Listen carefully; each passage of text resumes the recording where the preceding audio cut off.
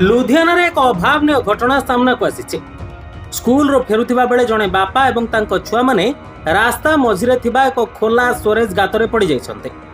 प्रशासनिक अवहेला कारणरू ए दुर्घटना घटिथिबा स्थानीय लोके अभियोग करिसन्ते। मिलिथिबा सूचना अनुसार बापा जनक निज पिलामानंकु स्कूल रु आनी घरकु फेरुथिले। रास्ता रे थिबा स्टोरेज गातटी खोला थिबारु एवं सेठारे कोनोसी विपद संकेत नथिबारु सेमाने हठात सेही गात भितरकु खसी पड़िथिले। এই ঘটনা স্থানীয় অঞ্চলরে কিছু সময় পাই আতঙ্ক খেলাই দিয়েছে। দুর্ঘটনা ঘটিবা মাত্রে স্থানীয় লোকে তুরন্ত উভয়ଙ୍କୁ উদ্ধার করেছিলেন। তবে এই ঘটনাକୁ নেই স্থানীয় বাসিন্দাଙ୍କ ମଧ୍ୟରେ তীব্র অসন্তোষ দেখা দিয়েছে। পৌরপালিকা এবং বিভাগীয় অধিকারীଙ୍କ চরম অবহেলা যোগু এভଳି জীবন হানিকারী পরিস্থিতি সৃষ্টি হয়েছে বলে লোকে অভিযোগ করেছেন।